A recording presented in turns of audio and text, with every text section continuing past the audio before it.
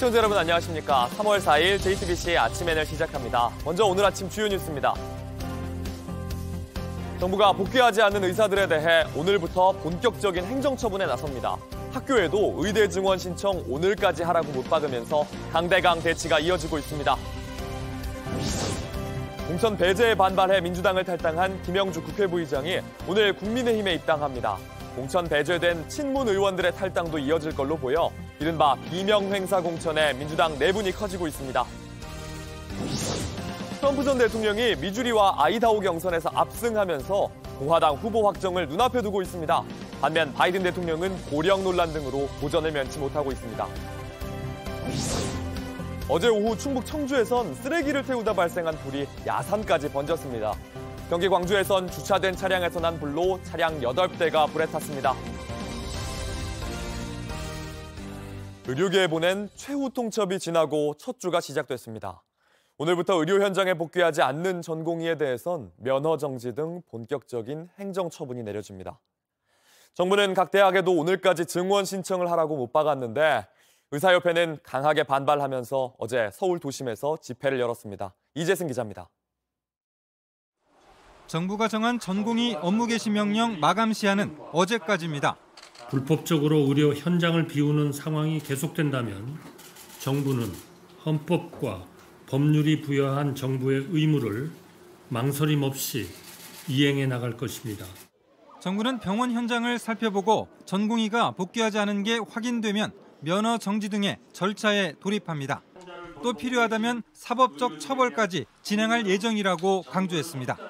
의대 증원을 둘러싸고 학교 현장의 갈등도 최고조로 치닫고 있습니다. 교육부는 의대를 운영하는 40개 대학에 오늘까지 증원 규모를 신청하라고 압박했습니다. 그러나 의사단체와 의대 학장 등은 이에 반대하며 각 대학 총장들에게 증원 신청을 하지 말아달라고 호소하고 있습니다.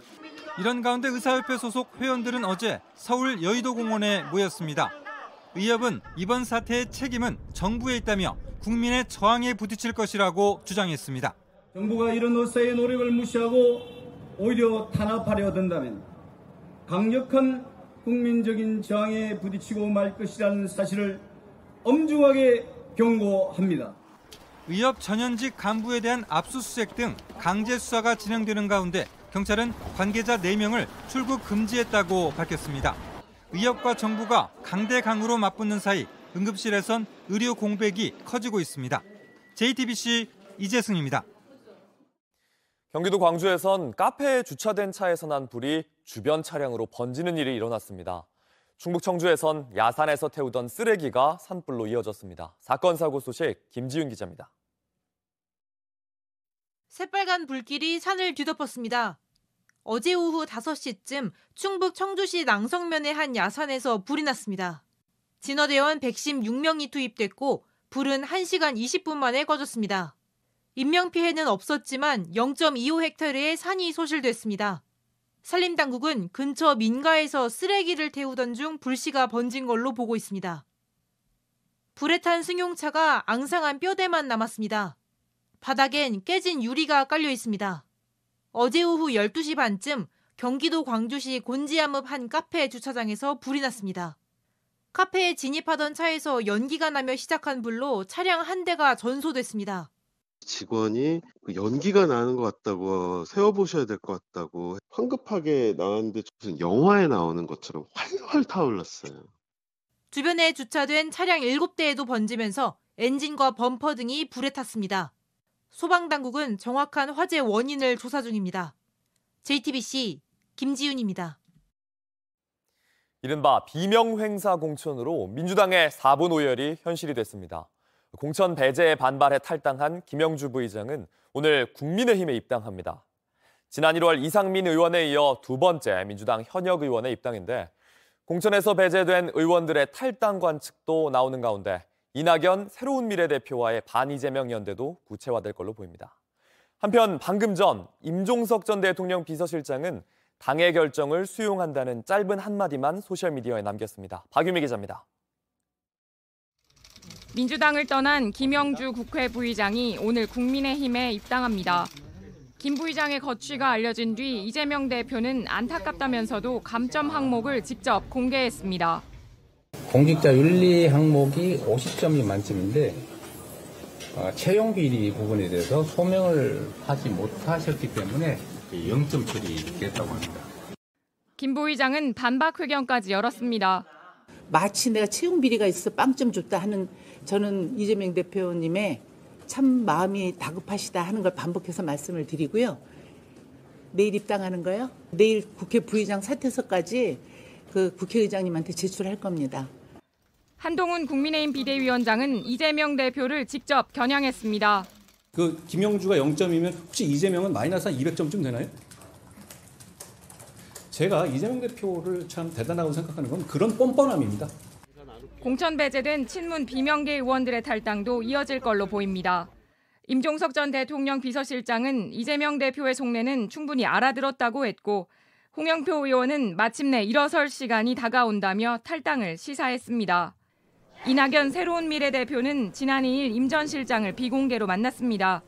이미 탈당한 서른 의원, 탈당을 시사한 홍영표 의원과도 연락하며 연대 방안을 논의 중인 걸로 알려졌습니다.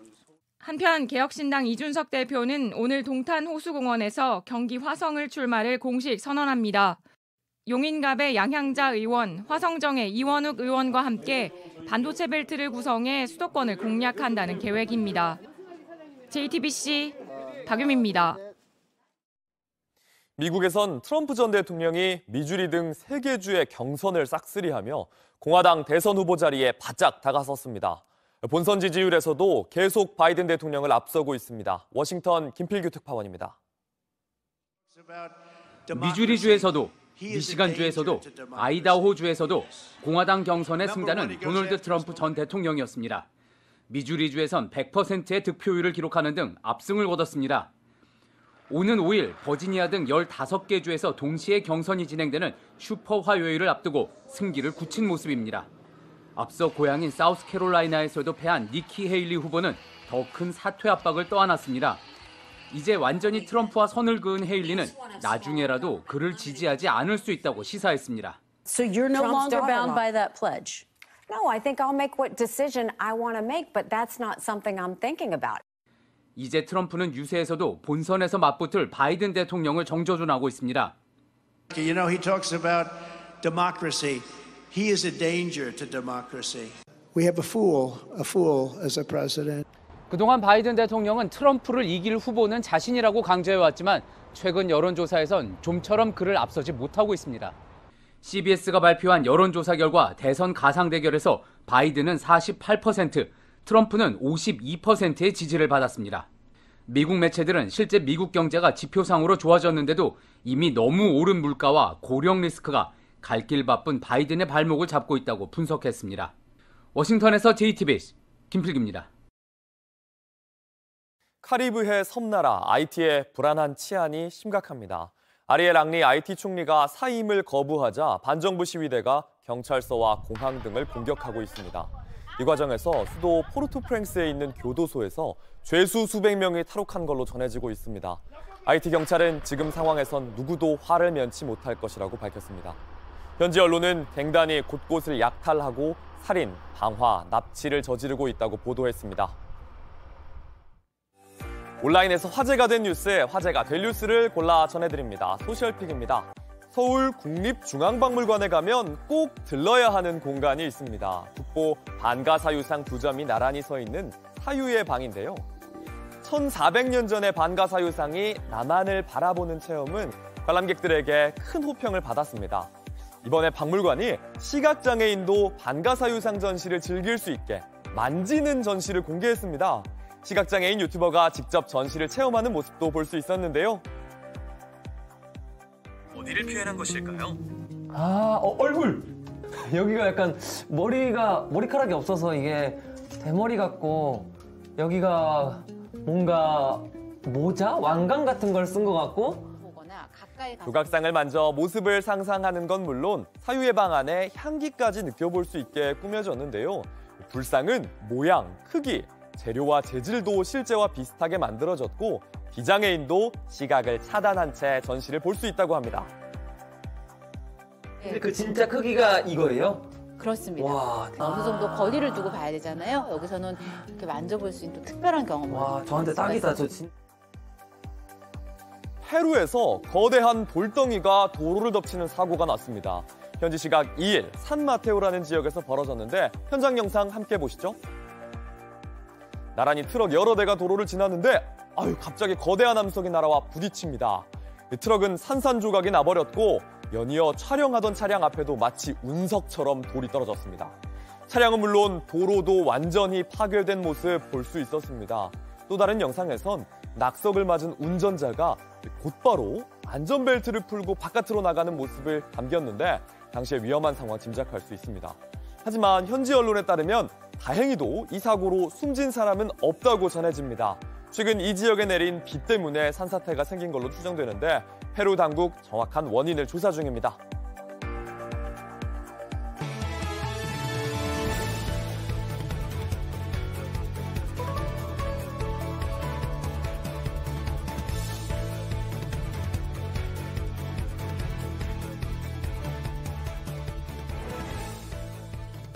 어릴 적 상상한 미래의 모습에는 하늘을 나는 자동차가 빠지지 않고 들어가고는 했는데요. 국내에서 개발한 항공택시를 조만간 한강에서도 볼 수 있을 걸로 보입니다. 김민 기자가 취재했습니다.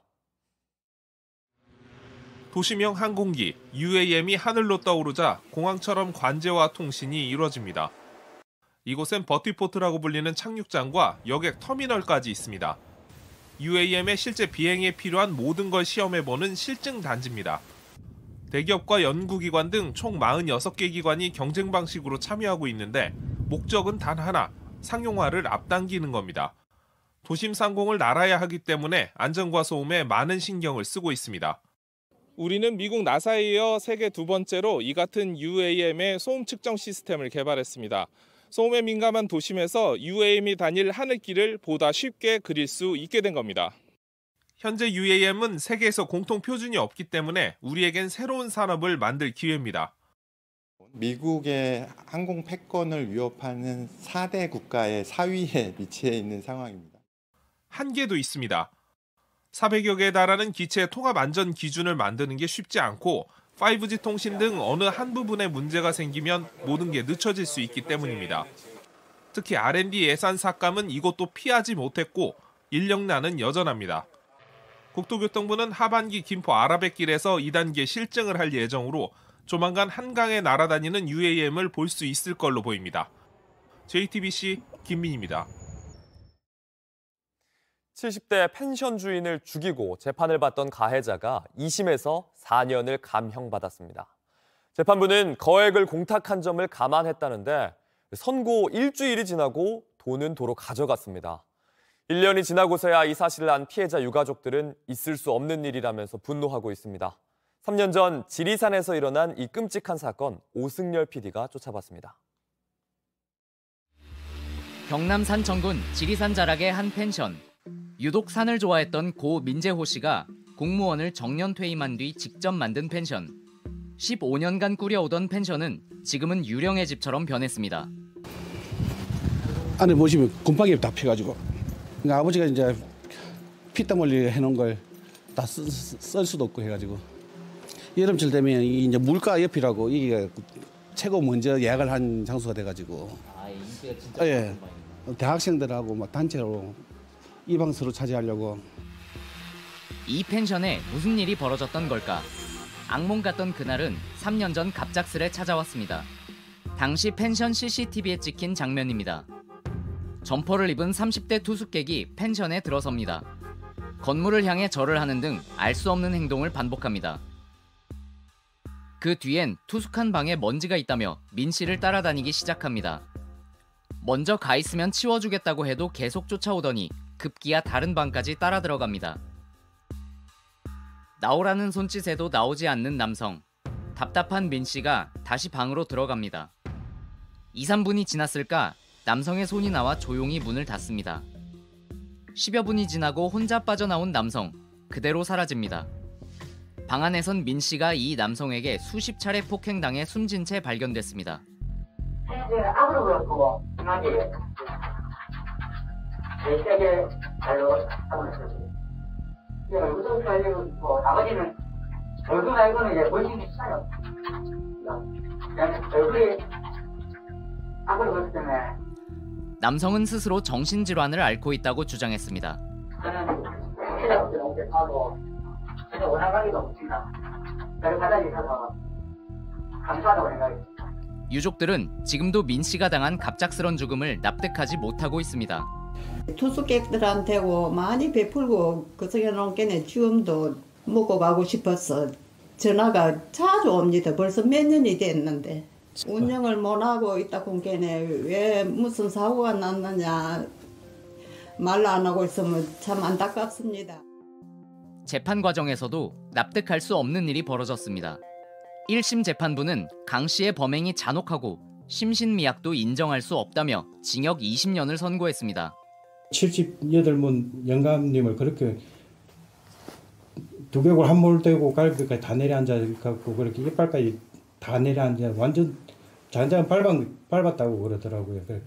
너무 잔인하게 뭐 그렇게 진술하고 감형받으려고 막 그래갖고 정신감정을 요청을 하더라고요. 그런데 2심 선고일 이상한 일이 벌어졌습니다. 주문을 읽던 재판부가 가해자 측이 거액을 공탁한 점 등을 감안해 4년을 감형한다고 한 겁니다. 유족들은 처음 듣는 이야기였습니다. 알고 보니 선고 일주일 전 가해자 측이 1억 5천만 원을 공탁했던 겁니다. 이걸로 끝이 아니었습니다. 감형을 받은 가해자 측이 선고 일주일도 안 돼 공탁금을 도로 가져간 겁니다. 유가족은 1년이 훨씬 더 지난 지난해 6월에서야 이 사실을 알았습니다. 다시 그러면 그 돈을 찾아갔으면 다시 4년을 다시 없든지 개심대로 8년을 더 받든지 그런 게 있어야 되는데 이거는 사기를 치고 그냥 그대로 흘러가 버리면 돈은 그대로 자기들이 다시 호주머니에 넣고 죗값은 4년에 깎아갖고. 원래 형사사건 재판에서 유죄가 선고되면 피고인은 공탁금을 찾아갈 수 없습니다. 돈을 맡길 때부터 공탁금을 가져갈 수 없다는 점에 동의해야 하기 때문입니다. JTBC 취재 결과 가해자 측은 형사공탁과 다르게 언제든 돈을 다시 빼갈 수 있는 민사용 공탁 절차를 밟았습니다. 이거는 형사공탁이 아니고요. 네. 형사공탁이 아니고 일반 변제. 일반 변제 공탁. 네. 그럼 그 해수 제한 신청서를 작성했는지 아닌지 알 수 있습니까? 그건 없습니까? 당시 가해자 측 변호사는 취재에 응하지 않겠다면서도 형사용 공탁은 피해자 측 개인정보가 필요한데 피해자 측이 공탁에 동의하지 않아 민사용으로 맡긴 것이라며 당시엔 일반적인 방식이었다 주장했습니다. 의뢰인에게 공탁금을 회수하자고 한 것도 내가 맞다고도 했습니다. 하지만 취재진이 대법원에 확인해보니 판사는 가해자가 공탁을 했다는 이유로 형을 줄여줄 때 반드시 공탁금을 마음대로 가져갈 수 없는 점에 동의했는지 확인을 해야 했습니다. 돈이 문제가 아니고 아버지 목숨값을 대신해서 4년을 지금 감형을 받았지 않습니까?